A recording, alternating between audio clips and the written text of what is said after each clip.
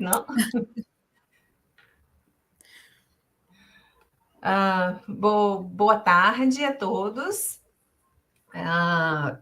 Apresento a vocês a professora Cécile Brochard, da Universidade de Nantes, na França. A professora Cecília, ela faz parte do grupo de estudos do laboratório LAMO, lá na Université de Nantes, que é um laboratório de literatura, literaturas antigas e modernas, comparadas, e ela é atual coordenadora do Departamento de Letras Modernas da Université de Nantes. E ela vai falar um pouquinho para a gente sobre a questão da como que a pesquisa lá sobre literaturas indígenas. Ela coordena uma pesquisa que é uma elaboração de um diretório sobre literaturas indígenas das Américas e da Oceania, né, da Austrália. E a professora Cecília vai falar sobre essas pesquisas lá da Universidade de Nantes, nessa questão de literatura indígena, avisando para vocês que o vídeo vai ser deletado no final de semana, vai ficar alguns dias disponível no YouTube, né, no canal do PPGL, para quem não puder assistir hoje.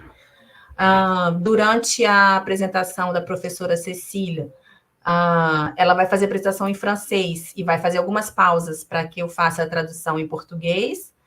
E quem tiver perguntas pode fazer no chat, que eu vou anotando aqui e eu faço para a professora Cecília no final da apresentação dela.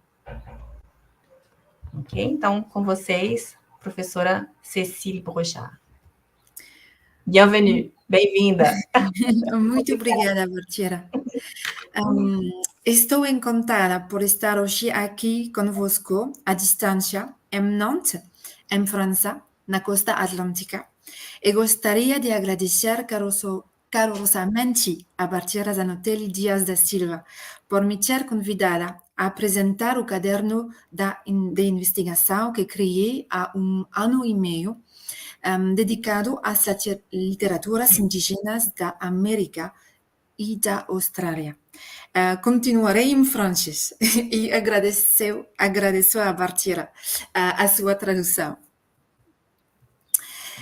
Donc pour retracer l'historique de ce carnet que j'ai créé donc en juin 2023, je dois remonter un peu en arrière, enfin même beaucoup finalement, pour retrouver le moment de naissance, si on veut, de mon intérêt pour les littératures autochtones. Et cet intérêt pour les littératures autochtones, il est né quand j'ai travaillé sur l'œuvre d'un auteur paraguayen que vous connaissez peut-être, Augusto Roa Bastos. L'œuvre de Roa Bastos, donc elle est marquée en fait par le guarani, par la culture, par la langue guarani, si bien que Augusto Roa Bastos innerve vraiment son écriture par cette matrice guarani que l'espagnol ne parvient pas véritablement ni à endiguer ni à traduire.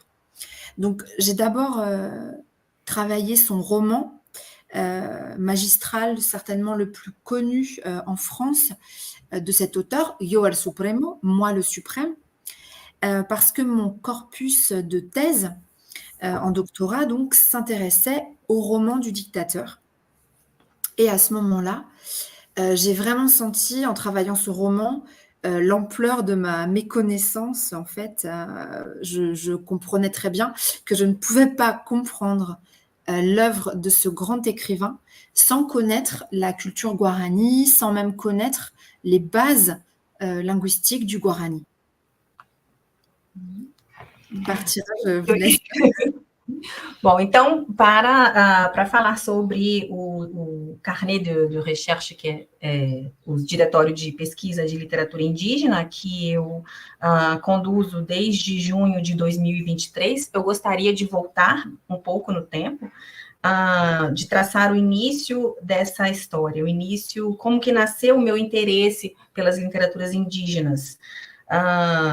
Nasceu, na verdade, quando eu estudei o autor paraguaio, que talvez vocês conheçam, Augusto Roa Bastos, e a literatura de Augusto Roa Bastos é marcada pelo Guarani, pela língua e cultura Guarani, por mais que tenha uma matriz espanhola, mas quando eu estudei o principal, o romance, né, a obra mais conhecida de Roa Bastos na França, que é O Supremo, que na época da minha tese, o meu interesse era falar de um romance, era parte do romance O Supremo sobre ditadura, mas quando eu comecei a estudar a obra, eu me deparei com um amplo desconhecimento sobre as culturas indígenas, sobre a cultura guarani,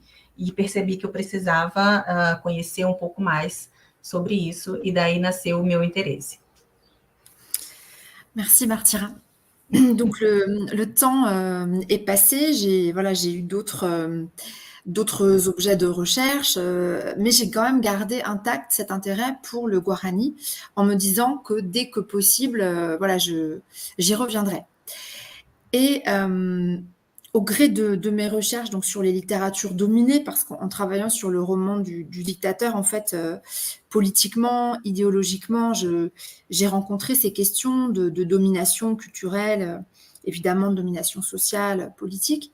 Donc au gré de mes recherches sur ces liens entre domination et littérature, j'ai rencontré de plus en plus d'auteurs et d'autrices autochtones, d'abord dans l'espace nord-américain, anglophone, et surtout en poésie. Donc j'ai rencontré, entre guillemets, l'œuvre, en tout cas, de Simon Ortiz, qui est un très très grand poète Acoma Pueblo. Je vous conseille vraiment de lire, si vous ne le connaissez pas, un recueil qui s'intitule After and Before the Lightning. En découvrant Simon Ortiz, j'ai aussi découvert Joy Harjo, une autrice, une poète et saxophoniste aussi muskogee. Et à cette époque, j'ai lu aussi, et ça m'a vraiment ébloui, le très très beau texte d'une auteure Laguna Pueblo qui s'appelle Leslie Marmon Silko. Et son texte, c'est Storyteller. Et c'est un texte vraiment inclassable parce qu'il y a des poèmes, des textes mythologiques, des photos, des anecdotes personnelles. Et comme son nom l'indique, Storyteller est vraiment consacré rend hommage et est un livre de storytelling. Et là, j'ai commencé vraiment à m'intéresser à tout ce qui est ethnopoétique, performance. Voilà, donc j'ai trouvé qu'il y avait vraiment beaucoup, beaucoup de choses à faire. Et j'ai aussi, tourné mes recherches vers l'espace australien, en travaillant notamment sur une autrice qui s'appelle Alexis Wright, qui a écrit un magnifique roman, Carpentaria, et aussi donc sur Ali Cobby Eckermann et Kim Scott, qui sont témoins et ou victimes des Stolen Generations, donc des générations volées, tous ces enfants métis qui ont été, comme vous le savez peut-être, arrachés à leur famille et placés soit dans des pensionnats, soit dans des familles blanches, dans une grande campagne, en fait, dans des grandes campagnes de blanchiment véritablement du sang en Australie.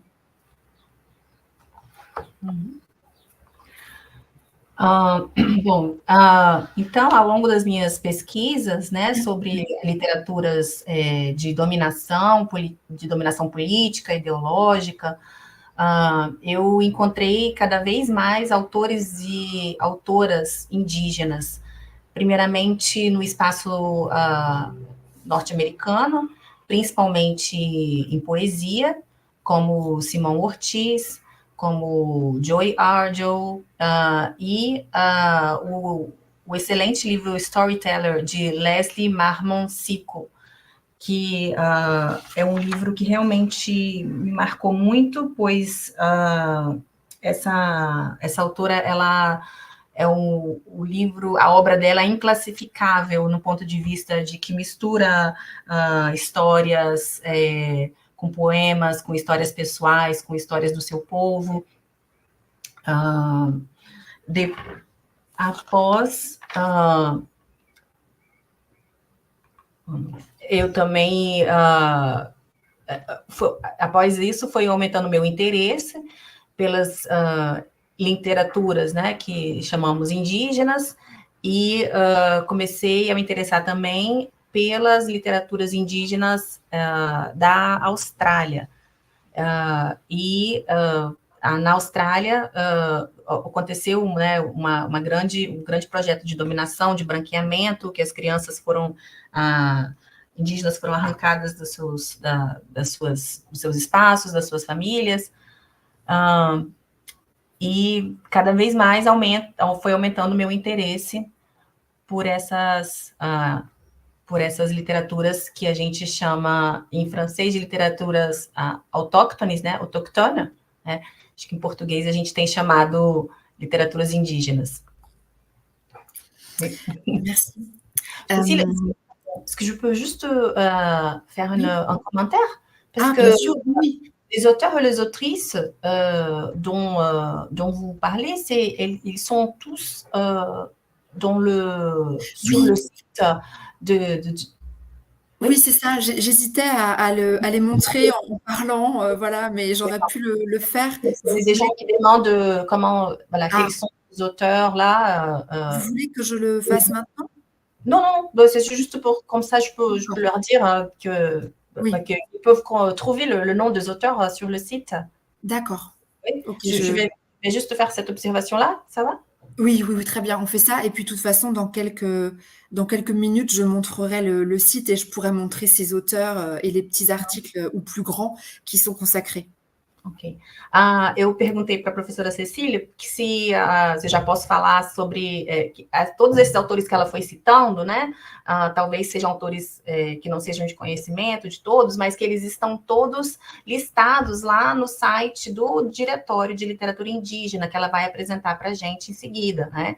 Então, se alguém estivesse perguntando, né, como é que escreve o nome desses autores, como é que faz, como é para achar esses autores, eles estão todos lá no diretório que ela vai mostrar em seguida.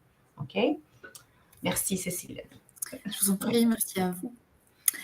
Donc, plus grandissait, si l'on veut, dans cette historique, voilà, de mon intérêt pour la littérature autochtone, plus grandissait mon intérêt pour ces littératures. On appelle faute de mieux autochtone. Je dis faute de mieux parce que c'est vrai que le terme est très pratique, mais comme vous le savez, il efface les singularités, les spécificités, et il comble aussi des écarts qui sont parfois très, très grands entre des cultures qui sont très différentes. Mais bon, donc à mesure que mon intérêt pour les littératures autochtones grandissait, eh bien, grandissait également mon besoin de trouver clairement des ressources dans ma discipline, la littérature comparée, en France. Or, très peu de chercheurs comparatistes travaillaient dans ces années 2015-2020 et travaillent encore aujourd'hui. Donc, très peu de chercheurs travaillent en fait sur ces corpus en France.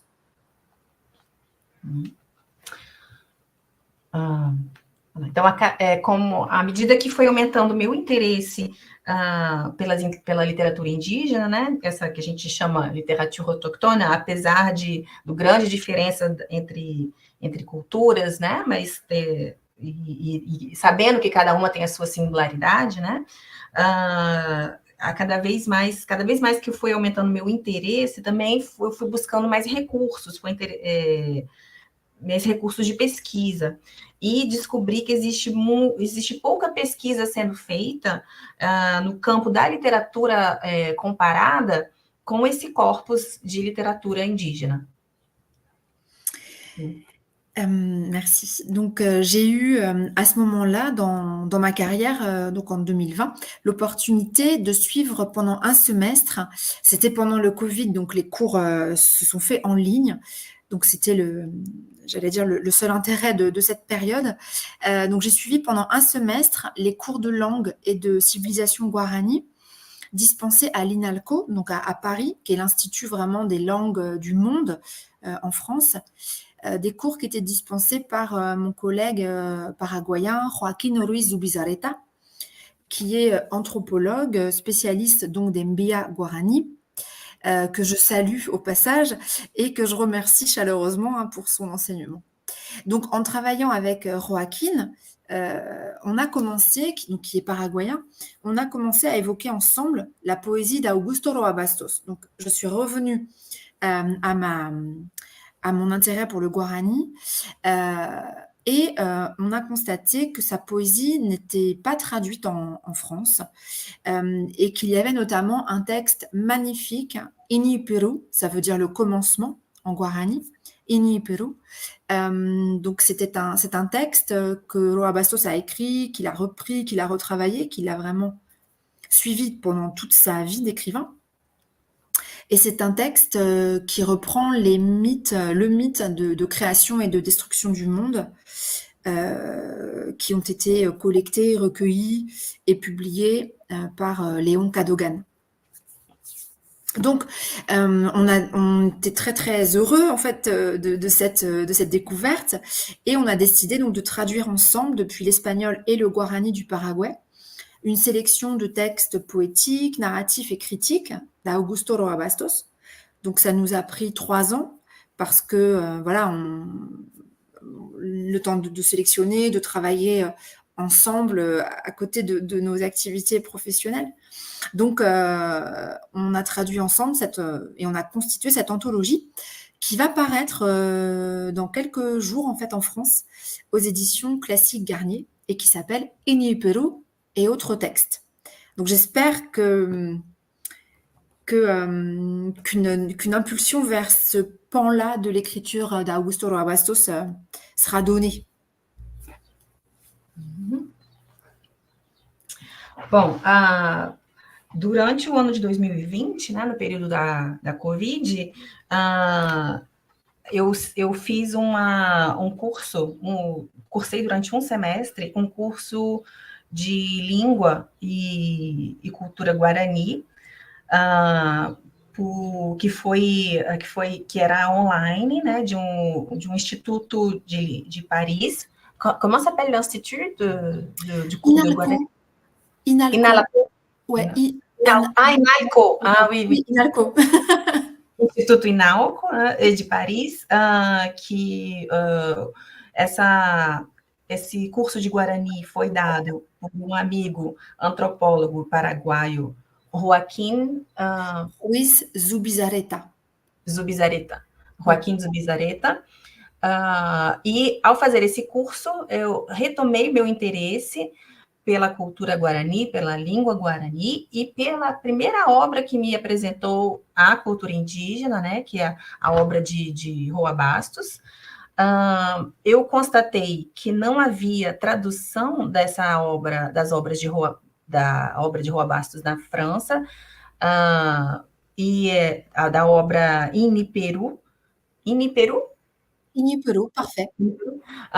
Que em Guarani significa o começo. Foi um texto que ele trabalhou e retrabalhou, e foi um texto muito, muito importante para a produção na produção do Roa Bastos, e que não havia tradução em francês. Então, eu comecei com esse meu amigo, antropólogo paraguaio, eu comecei a trabalhar a tradução desses textos. Trabalhamos durante 3 anos, e esses textos poéticos e críticos de Roa Bastos, fizemos uma antologia, né, que vai ser publicada este ano, vai sair em breve, e vai se chamar Iniperu e outros textos. Merci, Martira. J'ai donc étendu parallèlement mes recherches au corpus canadien et je travaille notamment sur une auteure sur laquelle Bartira, vous travaillez aussi, donc Joséphine Bacon. J'ai un grand intérêt pour ces recueils Chisinau Chitakana, Bâton à message, Nipi Chapui Nete Mushuat. Alors je prononce très mal parce que c'est en Innu-Aimun, une langue que je ne parle pas. Donc Un thé dans la toundra et Wish quelque part, notamment. Et donc ces textes-là sont particulièrement intéressants parce qu'ils choisissent justement Enfin, Joséphine Bacon est particulièrement intéressante au-delà, bien sûr, de la beauté de ses textes et de son histoire, parce qu'elle fait le choix du bilinguisme Innu-Aimun, donc sa langue Innu, et français. Donc, ce qui m'intéresse vraiment dans les littératures autochtones, plus j'avance et plus je travaille sur ces textes, plus ce qui m'intéresse, c'est la question des langues, la question de leur permanence, de leur précarité, et la manière dont les langues dominantes, entre guillemets, sont travaillées, reconfigurées, ou parfois véritablement laissées de côté. Et ça, je trouve que c'est vraiment un des enjeux les plus intéressants. Et donc Joséphine Bacon, qui, pour la partie, j'allais dire, francophone, entre guillemets, et je travaille aussi sur un auteur que j'aime beaucoup qui s'appelle Richard Wagamis, donc canadien, anglophone. Et c'est un des auteurs peut-être autochtones les plus connus au Canada, notamment parce qu'il a écrit sur les pensionnats, dont vous avez peut-être entendu parler, donc la rafle des années 60 et les pensionnats au Canada, qui ont été malheureusement, entre guillemets, très médiatisés lors de la venue du pape François au Canada en 2022, suite à la découverte, vous savez, des fosses communes, en fait, la découverte des fosses communes d'enfants qui se sont trouvées donc à proximité des pensionnats. Et donc, s'en suivit la révélation publique des crimes et de l'ethnocide. Le mot a été prononcé, de l'ethnocide des populations autochtones au Canada. Donc c'était vraiment des années très importantes en fait dans la révélation publique et la reconnaissance de l'ampleur des crimes.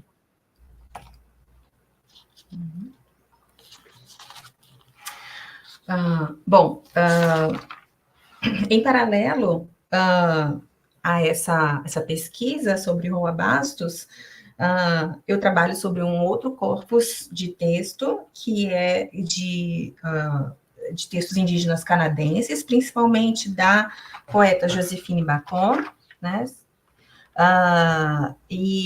Os textos da Joséphine Bacon são particularmente interessantes, porque além da beleza do próprio texto, da beleza da história da autora, eu me interesso também muito sobre a questão do bilinguismo. A Joséphine escreve e publica os seus textos em francês e Innu-Aimun, sua língua materna, e eu me interesso muito sobre essa questão de como as línguas dominantes, elas são trabalhadas, elas são reconfiguradas nesses processos da escrita das literaturas indígenas. Um outro autor canadense que eu também estudo e me interesso muito é o Richard Wagamis. Wagamis? Oui. Wagamis? Ça dépend des prononciations, peut-être. Outro autor que eu gosto muito, que eu também trabalho sobre ele, que é o Richard Wagamis, também canadense. Ele escreve principalmente sobre os pensionatos, né?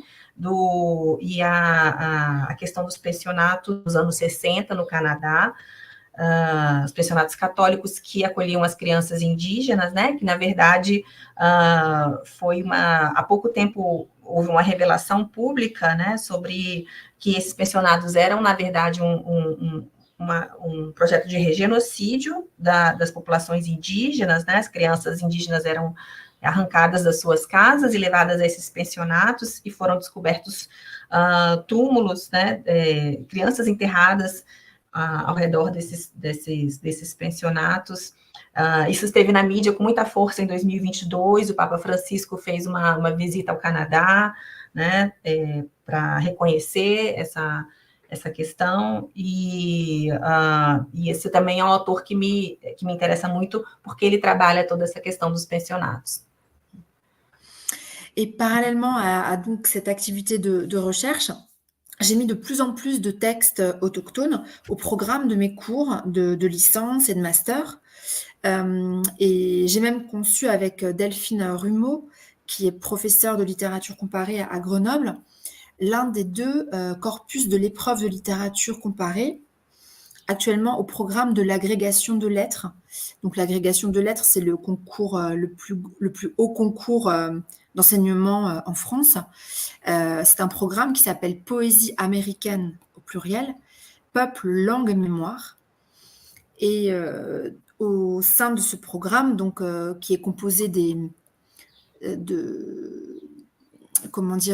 trois recueils, donc Gaston Miron pour le Québec et Miguel Ángel Asturias, avec une anthologie qui s'appelle en France Poèmes indiens, eh bien, nous avons choisi de mettre Joy Harjo avec son recueil An American Sunrise. Donc, c'est quand même un signe très fort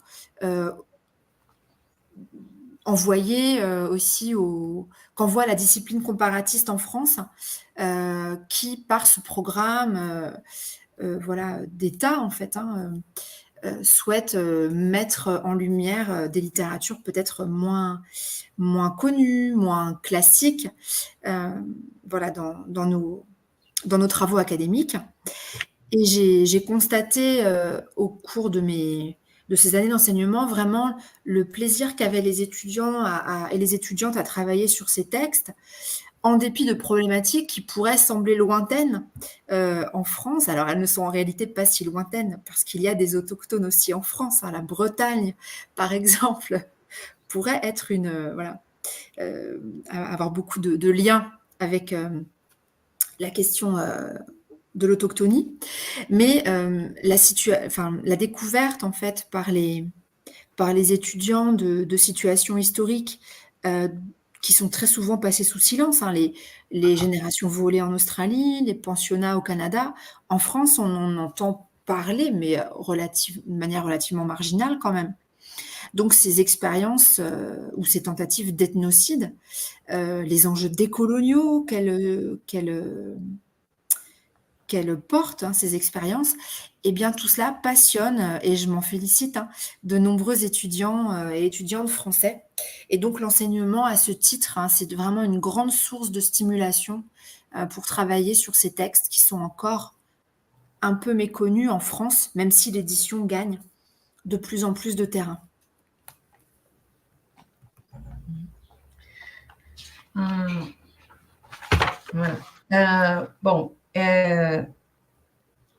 Então, paralelamente a essa minha atividade de pesquisa, eu tenho inserido cada vez mais no corpus dos textos trabalhados nas disciplinas de literatura comparada, poesias, textos indígenas, principalmente de poesias americanas, de poesia de povos indígenas americanos, tanto do norte quanto do sul, trabalhando essa questão de povos, línguas e memória,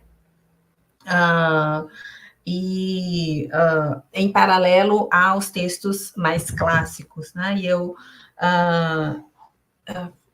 la question de l'université de Grenoble, c'était c'est une collègue qui s'appelle Delphine Rumeau. C'est un partenariat que vous avez? Non, c'est juste, on a conçu, elle et moi, ce programme, et en fait, on le propose ensuite au directoire de l'agrégation.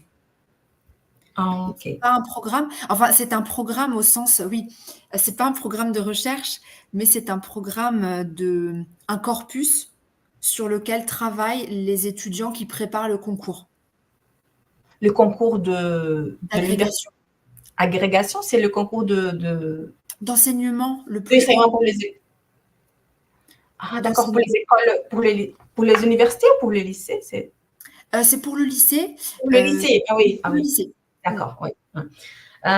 Bom, então, ela, juntamente com uma colega, Delphine, Delphine Rumeau, Rumeau, ouais. Delphine Rumeau, que é uma colega professora da Universidade de Grenoble, elas fizeram uma proposta ao comitê que faz as provas, a seleção de professores, os professores das escolas públicas da França, porque existe um concurso, porque na França existe um concurso para público que é nacional, para o ensino médio, né?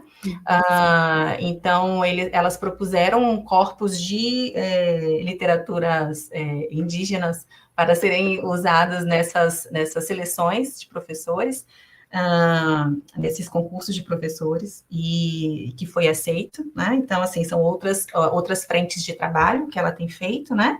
E cada vez mais alunos, né, dessas universidades, né, da Universidade de Nantes, Grenoble, tem usado textos indígenas nos seus corpos de estudos de literatura comparada. E ela fica feliz ao ver que os alunos, eles têm prazer em estudar e trabalhar com esses textos, né? Textos que parecem de situações longe, que são muito longe da realidade deles, mas, pensando bem, não é tão longe assim. Por exemplo, na Bretanha existe uma noção de comunidade autóctone, de um povo autóctone, né, com língua própria, que eles conseguem relacionar com essas questões das literaturas indígenas. Existem também questões, alunos de famílias que vieram de outros lugares, existe também muito interesse por essa questão mesmo de dominação,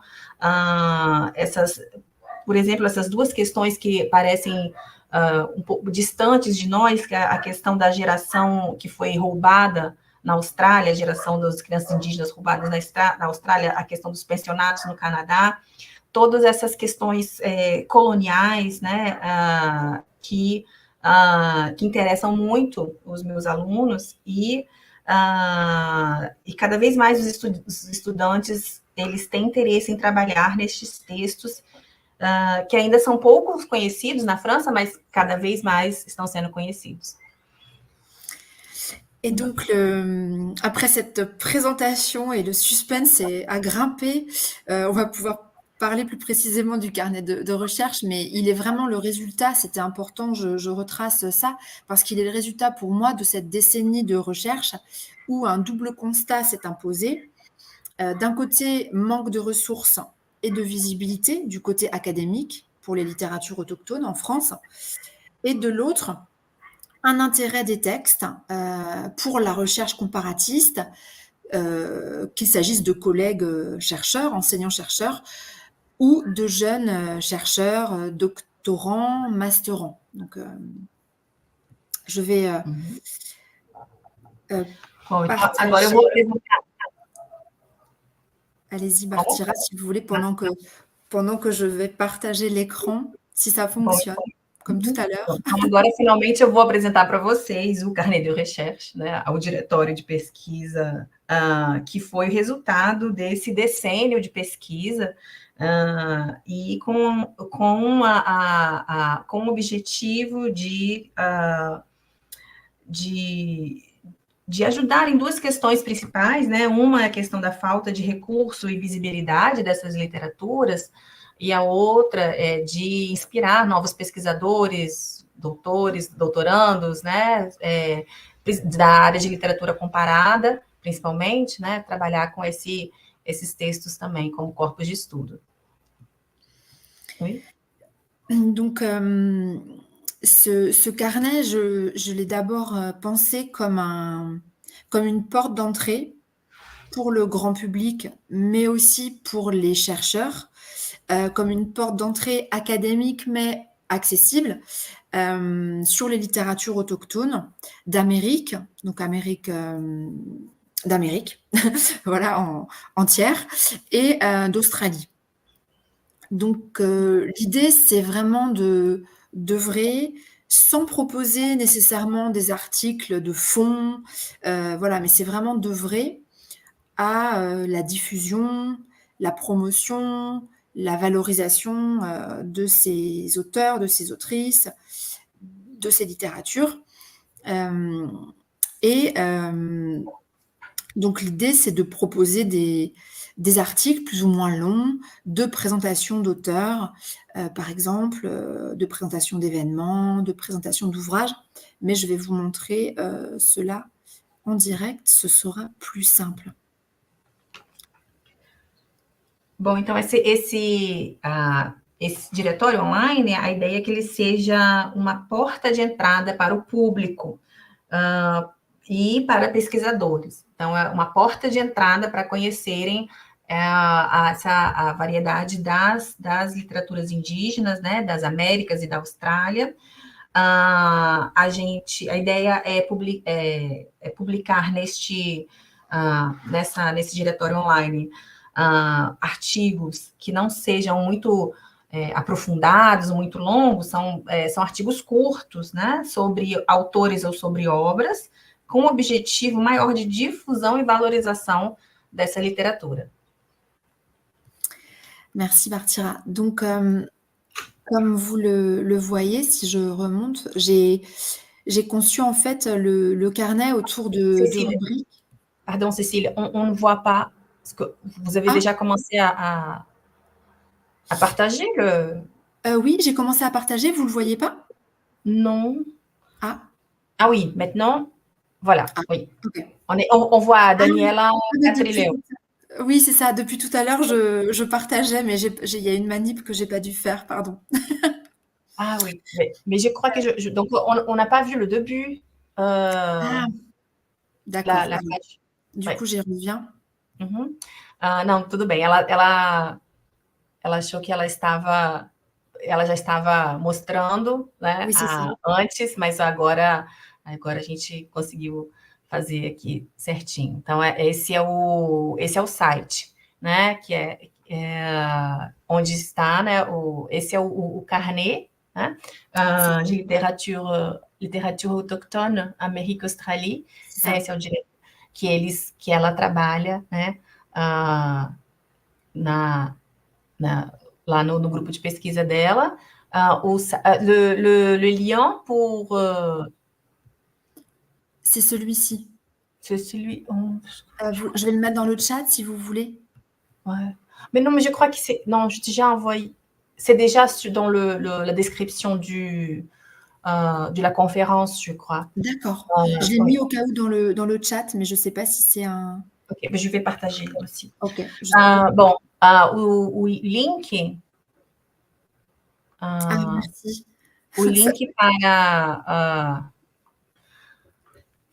O link para o carnet de literatura autochtone, para esse diretório online, ele está... Ok, ele foi divulgado agora aqui no chat, pelo programa, pelo PPGL. Ok, obrigada, Vitor. Obrigada, Vitor. E ele também está, eu acho que também está na descrição da palestra, também tem, né?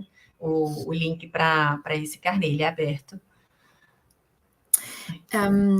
Et donc, au niveau des rubriques, vous voyez que j'ai, de manière assez rationnelle, enfin, je ne sais pas si c'est rationnel, mais voilà, ça m'a vraiment posé question, cette organisation. C'est difficile, en fait, de trouver comment regrouper. Enfin, voilà, ça pose beaucoup de questions de classer. Bon, donc je suis partie sur quelque chose qui, en France, est relativement usuel, aussi imparfait et imprécis que ce soit. Donc, auteurs autochtones d'Amérique du Nord, auteurs autochtones d'Amérique du Sud et du Centre, auteurs autochtones d'Australie. Donc, dans ces 3 rubriques, en fait, on a des présentations plus ou moins longues plus ou moins détaillées. Tout dépend ensuite des contributeurs.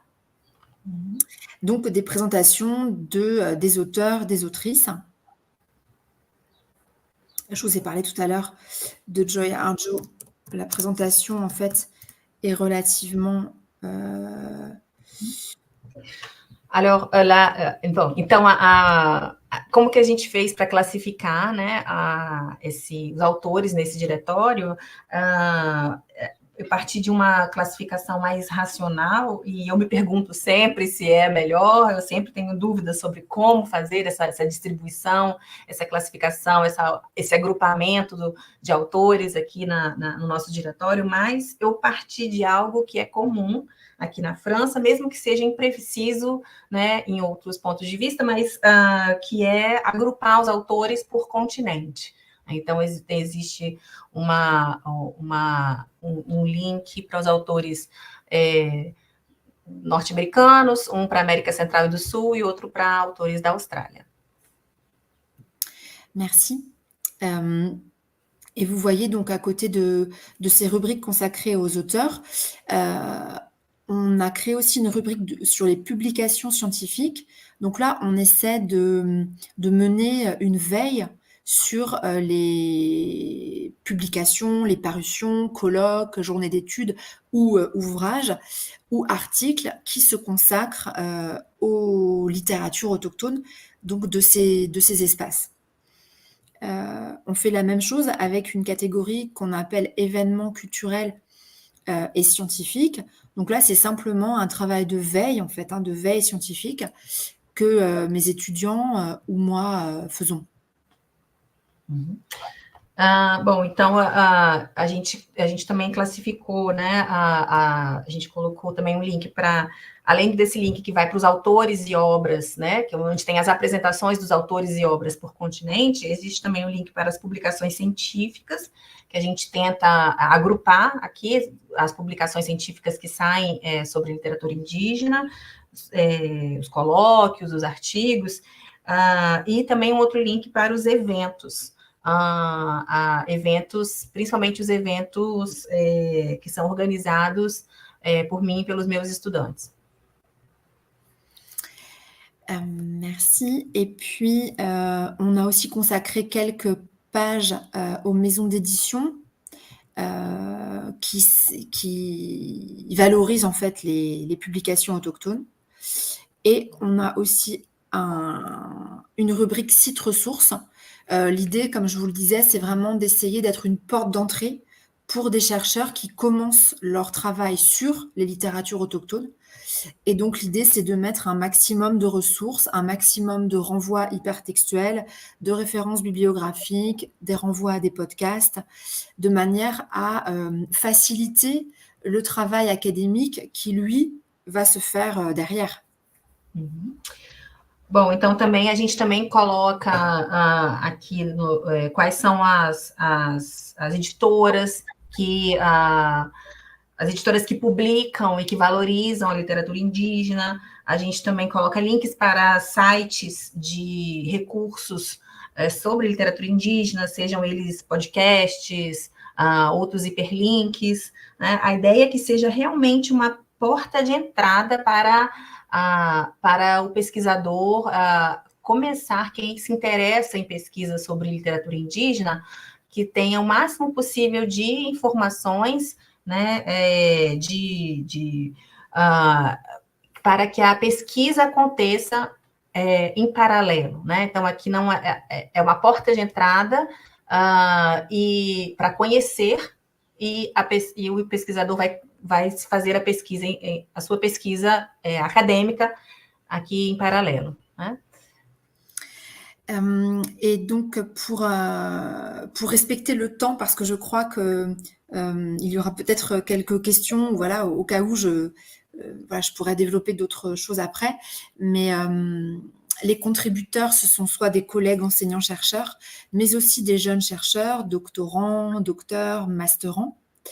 Et il y a évidemment quelques difficultés que vous constaterez si vous parcourez le carnet, qu'il y a beaucoup plus d'auteurs d'Amérique du Nord que d'auteurs australiens et surtout que d'auteurs d'Amérique du Sud. Et là, c'est vraiment dans ce sens que je veux orienter mes recherches et mes efforts. C'est vrai que les corpus sont peut-être un petit peu moins accessibles, les auteurs un petit peu moins médiatisés en France. Mais voilà, l'évolution, elle se fait quand même sentir au niveau académique. Hein. Donc voilà, j'espère vraiment développer cette section. Et puis pour terminer, avant que Bartira ne reprenne la parole, je voulais donc vous remercier vivement hein, pour votre intérêt. Et j'ose un dernier mot en portugais quand même, en brésilien. Espero que esta apresentação vos inspire a consultar o caderno e, por que não, a apresentar pequeno artigo. Muito obrigada pela vossa atenção, muito obrigada, Bartira, pela vossa tradução. Merci, Cecília. Bom, então a Cecília, ela finalizou dizendo que quem contribui para esse site, né, que ela chama de cadernos de literatura, né, esse diretório de literatura indígena, são colegas, né, de professores, pesquisadores, mas também alunos de mestrado, alunos de doutorado, eles já têm bastante coisa, bastante informação sobre literaturas da América do Norte, da Austrália, e ela percebe que ainda eles ainda têm muito pouco material sobre literaturas da América do Sul. Ela espera agora conseguir desenvolver mais, né, essa parte, né, das literaturas indígenas da América do Sul. Ela agradece muito ela agradece a todos vocês, a parte que ela falou em português, né? Espera que todos consultem o site, né? E do Carnet de Recherche, e que quem quiser pode também contribuir com algum artigo. Na verdade, não é um artigo científico, né? São pequenos, vocês podem ver lá, são pequenos textos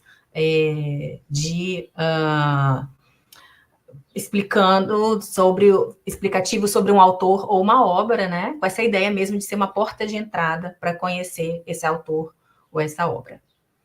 Ok? Então é isso. A gente vai abrir agora para perguntas. Perguntas no chat.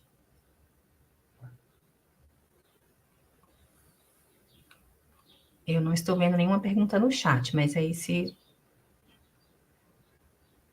Vous me disiez qu'il y avait une conférence aussi juste après. Peut-être. Oui. Non, parce qu'il y a des gens qui regardent à l'université, oui, dans une salle de l'université, oui. Des gens qui nous regardent là-bas. Donc, oui, voilà. Il y a une question pour vous. D'accord, merci. Je ne sais pas si vous voyez la question. Donc, oui, c'est ça. Céliane me demande si il y a du travail de terrain, c'est ça? Oui. Est-ce que oui.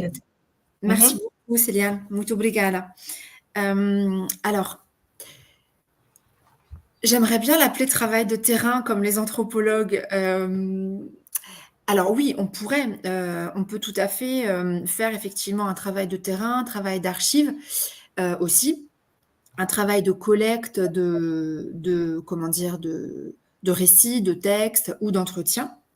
Et moi, je ne l'appellerai pas travail de terrain, mais bien sûr, j'entre en contact avec des auteurs, que ce soit par exemple dans le cadre d'événements. J'ai organisé à Nantes un festival l'an dernier que je vous ai rapidement projeté. Si je repartage très rapidement, hop, c'est un événement qui s'appelle Paroles autochtones. Et on a invité donc des auteurs francophones du Canada. Louis-Carl Picard-Sioui. Hop, voilà, le programme est disponible ici. Virginia Pézé-Mapéo-Bordelot, Carole Labarre et Julie Cornès. L'année prochaine, je vais inviter Joy Arjo. Avec d'autres collègues aussi, nous allons l'inviter donc en France. J'ai pu rencontrer aussi et interviewer Tara June Winch, qui est une autrice aborigène. Donc oui, c'est très, très intéressant d'entrer en contact avec des auteurs, mais c'est plus sous la forme d'événements ou d'entretiens, Uhum. plus que de travail de terrain, même si ça m'intéresserait beaucoup. Então, Celiane, a professora Cecília disse Boa que... tarde, Bartira, só um minutinho, desculpa interromper, parece aqui que você não viu o chat. A Maria Amélia falou que lá na UFS eles estão sem problema no som, ela pediu para esperar um pouquinho. Ah, ok. Eu não vi, aviso não. Tá no chat aqui? No chat privado. Boa Eu não vi, tarde, não. pessoal. Ah, ok, desculpa. Acho que eles estão sem som ainda, que ela não respondeu. Tá. Cécile, il y a une petite question technique. Les gens qui sont à l'université ne nous écoutent pas, donc on va attendre un petit peu pour continuer. D'accord, bien sûr. Et ils nous ont entendus pendant ce qui se passait avant ou pas? Ils n'ont pas entendu du tout? Non, ils n'ont pas entendu votre réponse, mais quand la réponse. mais moi, je peux... je crois que c'est pas... il ne faut pas que vous la répétiez. Moi, je peux traduire et Oui, ça va. d'accord, on fait ça. Il faut gagner du temps. Très bien. Oui.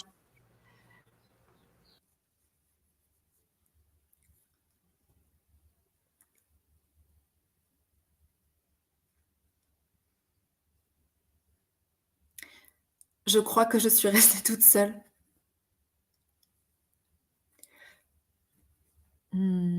A Bartira Victor. caiu também. Olá, pessoal. A Bartira caiu. Fala com ela aqui no WhatsApp. J'ai eu peur, hein.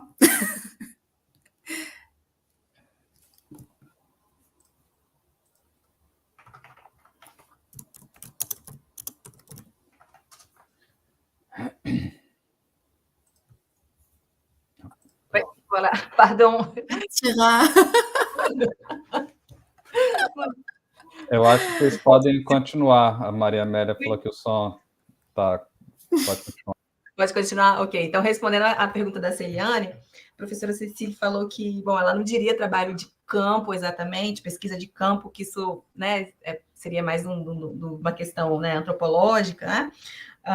Mas que ela faz o que ela entende por pesquisa de campo na literatura, que seria fazer um trabalho de... Ela entra em contato com os autores, faz entrevista com os autores, e ela organiza um evento que se chama Parole Autochtone, que seria palavras indígenas ou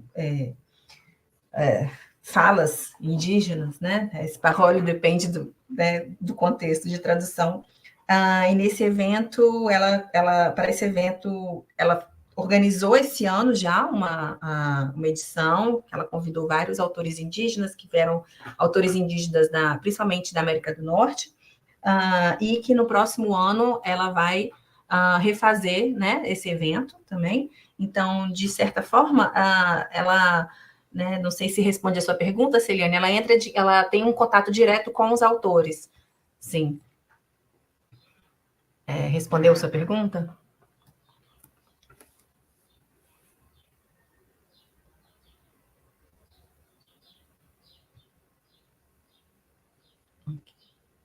Alguém tem outra pergunta? Vocês estão ouvindo a gente? Ok. Respondido. Obrigada, Maria Amélia. Oui. Je demandais si elle a bien compris la réponse. Ça va.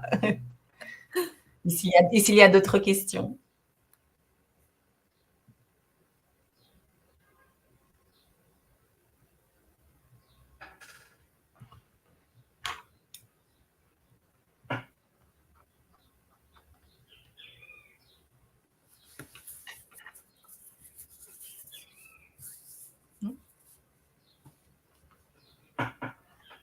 Voilà, donc Maria Amélia, Gabriela, elle vous remercie.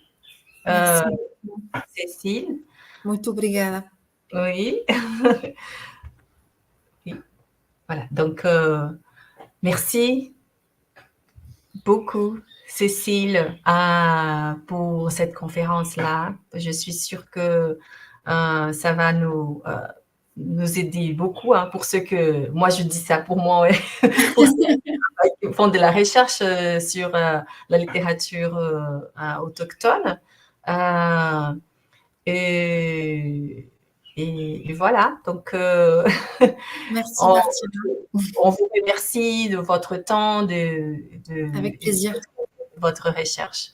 Agradecer a professora Cecília pelo tempo dela, para ela nos mostrar a pesquisa dela, que com certeza vai ser muito útil para as pessoas que trabalham, né, e que se interessam pela literatura indígena, ou que, como eu, fazem pesquisa em literatura indígena. A Celiane também, né, faz pesquisa com literatura indígena, e com certeza essa iniciativa lá da Université de Nantes vai nos ajudar bastante, vai nos dar ideias, né, para iniciativas futuras aqui também. Muito obrigada. Obrigada a todos. E encerramos aqui. Bom, merci.